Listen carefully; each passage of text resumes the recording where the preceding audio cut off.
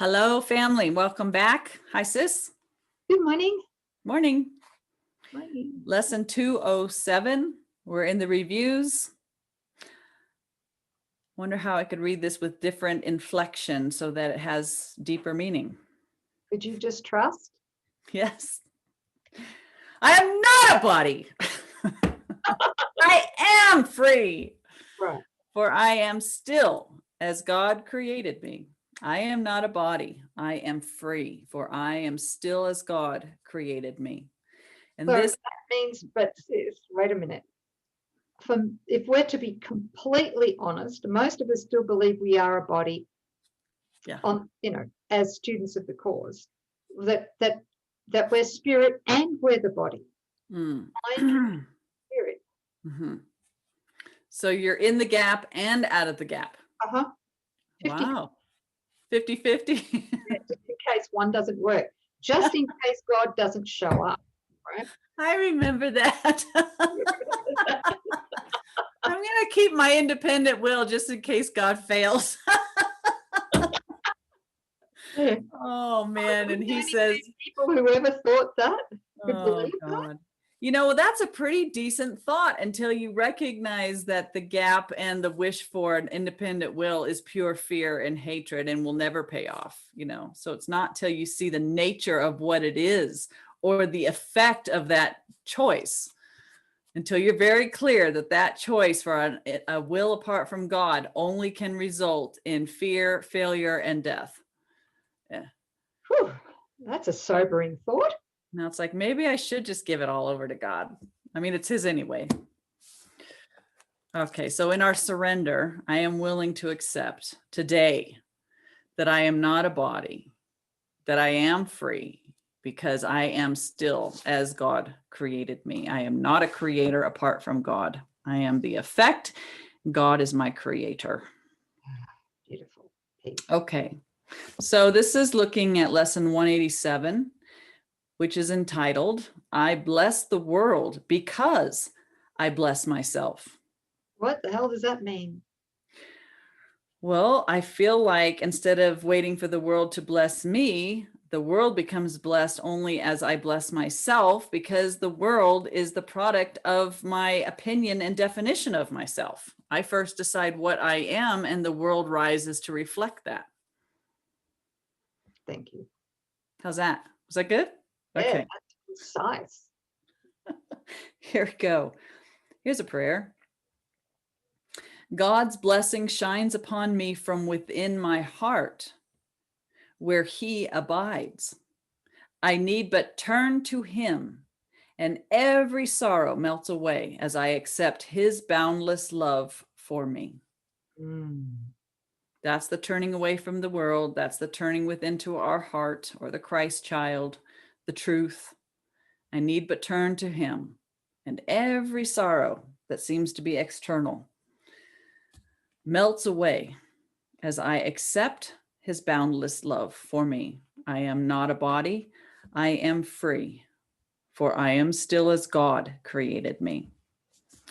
And flipping back to 187, he's really emphasizing in this lesson again that there is nothing that we can share or extend until we have accepted it for ourselves. And I'm talking about of the truth. We're constantly extending and sharing and strengthening, but we're either extending reality or we're extending fraud, fear, errors, nothing that's real. So it's we're concerned, sis, right? What's that? When we've fallen for concern, fear for a loved one's health or our own health or whatever. Yeah. And then colluding with others, that fear. That's right. What we're also talking about, right? Yeah, just a few lessons ago, we've all decided that what is one and holy is now fragmented, and we've divided everything up, and we've put spaces in between objects, and we've all labeled those objects, and it's all fear, and we're all agreeing to these fearful images, and then we talk about them, And when a friend or loved one seems sick, it's like, oh, sympathy, and we collude with it, and we see it, we agree, we attack by enforcing these illusions, by adding witnesses to what's never been true, all looking in the dark and all nodding in agreement. Yes, we're all insane. We're all seeing the same illusion. We're all agreeing to its reality, and we're letting it govern us unto death. Yeah. Yeah. And there's another way, to be part of the solution, to receive something from Holy Spirit and then to share it, to extend it to a brother. We still don't own it. It's like we're given that illumination in our mind. And when we take that and transcend self-interest and extend it truly, share it to strengthen it with a brother, and then we see the fruit of that sharing with a brother, that is the certainty that dawns in our mind. When our mind is certain, it becomes our own. So this is the way that it happens, it occurs. And I wanted to look at this paragraph 3 on lesson 187. He says, ideas must first belong to you, meaning you have to have it before you give it. If you are to save the world, you first accept salvation for yourself, but you will not believe that this is done until you see the miracles it brings to everyone you look upon. There's the certainty. Herein is the idea of giving clarified and given meaning. Now you can perceive that by your giving is your store increased. Protect all things you value by the act of giving them away, and you are sure, there's the certainty, that you will never lose them. So I've made a mess of this because it's in process. But anyway, remember that this is the mythical me. And as we're doing the unselfing, we come to a place of, this recognition where truth dawns in our thought.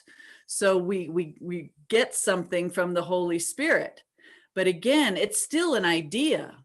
And it doesn't become ours until we transcend all self-interest and go back in with our brothers and share and extend it to sleeping minds in the sonship. And when we see the miracles that occur, the joinings that happen, we feel the felt state, the experience of extending that idea. Wow, it's really true. Look at this. You know it, your brother knows it, a holy instant occurs, there's a joining. That's when it becomes yours. So that idea becomes known.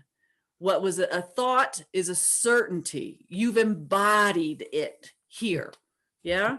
So he's saying you've got to, give it to keep it. Yeah. So anyway, we're blessing ourselves only as we transcend these self-interests. It says, give gladly, because you can only gain thereby. When we just get this truth and we try to hoard it for ourselves, it's not yours. In fact, what I'm hearing is that this dissipates. The truth dissipates in our mind. It's not strength. It actually becomes weaker over time in the dream if you're not extending it, if you're not making use of it, right? It says the thought remains and grows in strength as it is reinforced by giving. Thoughts extend as they are shared, for they cannot be lost. They're not lost in the sharing. There is no giver and receiver in the sense of the world conceives of them. There is a giver who retains, another who will give as well, and both must gain in this exchange, for each will have the thoughts in form most helpful to him. What he seems to lose is always something he will this kind of goes off, but anyway, what he seems to lose is always something he will value less than what will surely be returned to him. There's that resistance of not wanting to transcend self-interest and not to share. And it's the opposite. The world says you lose by sharing. But what we're recognizing is that you lose nothing. The idea that you're sharing actually strengthens, and it comes back to the one who gave in a greater form that's even more beneficial to him. It's impossible that we should lose in the extension and the sharing. So, sis, there's one common denominator, Mhm. all that we share Yeah. in this instance. And that common denominator is going to be that our brother or sister is innocent, Yes. guiltless, and sinless, Mhm. right? So, it seems to be that we're asked by Holy Spirit to share these ideas so that we, in sharing, we get to keep these ideas. And Yeah. that's where the certainty and the conviction come from, right? By Yes. sharing. But that's where our certainty and conviction come from. It's through the sharing that we are indeed sinless, Yes. guiltless, Yeah. and innocent. That's right. There's no personal awakening. There's no personal Right. enlightenment. Yeah, Yeah. that someone gets a revelation, an aha. Oh my gosh, I've got this, right? This is amazing. And most people will stop there and keep it for themselves and think that they have something, but it doesn't become yours until you take that. It's almost like it's a gift on loan to see what you're doing with this. You take it and then you extend it and share it beyond the self. It's not a selfish thing. And in that giving and in the extending to a brother, there's an outcome from that. We don't know what that's going to be. It could be a physical healing. It could be a holy instant. It could be some manifestation. I don't know, but there'll be a blessing there that both of it that will be undeniable to both of you. And he says it'll take a very practical form that you cannot not recognize. And it's in that both of you took that idea and owned it. It became part of you. It substituted an old belief, and now nothing and nobody can take it from you. Beautiful. Yeah, from Beautiful. just an idea into knowledge. So the essence of what we're guided to share with our brother and sister Mm-hmm. is always going to be, like we said, it's going to increase their guiltlessness, their innocence Yes. in their Oh, knowing yeah. in us. It's also going to be empowering Mm-hmm. Mm-hmm. because a lot of teachers, in the world, it's spirituality, there's a lot of teachers and students, and the spiritual ego that's Mm-hmm. teaching can tend to disempower the student, not Yes, realizing that they're increasing the gap diagram, that's right. closing the gap. Right. Right. So I'm just Yeah, because definitely. This requires overlooking selfish interest. This is, I want this. And this means that what I thought I was is going to dissolve into the one. It means that what I have received, if I want to know the state, this one has to take what it has received and join with another to keep it. And that requires the closing of the gap, the joining of two split minds back into the mind of wholeness. Yeah. So there is no private mind involved in this extension at all. It's you want your brother to receive it as much as you want to receive it. There can't be any, private interests. That's it. what a relief. Yeah. And it's such a gift. It contains everything. It's the light, it's the aha, it's the knowing, it's power, it's dominion, it's the dissolving of the gap, it's healing. And it's the undoing of the heavy investment we've had in the body through the ego, right? Yes. Gosh, there's all kinds of things pinging off this page. Never forget that you give but to yourself. Mm.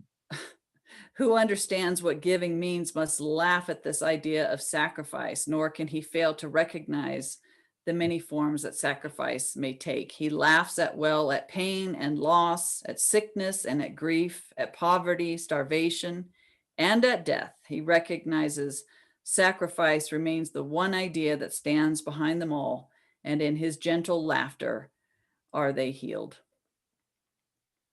Beautiful. Yeah. Now are we one in thought, for fear has gone. And here before the altar to one God, one Father, one Creator, and one thought, we stand together as the one Son of God, not separate from Him who is our source, not distant from one brother who is part of our one self, whose innocence has joined us all as one. We stand in blessedness and give as we received. The name of God is on our lips, and as we look within, we see the purity of heaven shine in our reflection of our Father's love. Now are we blessed, and now we bless the world. What we have looked upon, we would extend, for we would see it everywhere. We would behold it shining with the grace of God in everyone. This is our desires. This is what ultimately what we desire. We want to know this for everyone, everywhere, knowing it's just one. We would not have it be withheld from anything we look upon, and to ensure this holy sight is ours, we offer it to everything we see. For where we see it, it will be returned to us in form of lilies we can lay upon our altar, making it a home for innocence itself, who dwells in us and offers us his holiness as ours. That's a beautiful wrap-up paragraph to this entire diagram. We wouldn't want to not see it or experience it anywhere. And when that's what all we want, that's what we will experience. Beautiful, sis. Yeah. I'm reminded again here that what would, if you know, our family want to go a bit deeper, is go and look for the lessons of the Holy Spirit. Oh, yeah. Section 5, because he's got the 3 steps to reversing mythical me and the gap, you know, the ego thought system. There's 3 steps there. And of course, the first one, which is what we're talking about here, and the second one too, but to have give all to all, right? To have give all to all. I think that's a beautiful description of what we've just spoken about here. That's it. That's exactly right. To have all is to give all to all, not to have one single exception, not one brother that you would keep out of that, and which includes yourself. Yeah. No. Thank you. Thank you. I bless the world because I bless myself. That's right. Yep. Thank you. Because I bless myself. Yeah. I first receive and then I give. And in my giving, that is when I receive. That's when you keep it. That's right. It's yours. Really receive it. Yes. Permanently. Yeah. Thank you. Yeah, I'm always getting a kick out of the wisdom of love that just says love is the reason we ask, and it's love that responds to our request, and it's love that would extend it to a brother in response to his call for love. And then in that, we get to keep it. You know, love wouldn't leave anything out of the equation. Couldn't. All inclusive. So good to recognize this and to own it. Yes. Thanks, guys. Thank you so much for anchoring all of this in us. Thank you so, so very much. The gift of life is what you give. Yeah. Thank you. Thank you, sis. We'll see you guys next time. It's been a joy. Thank you.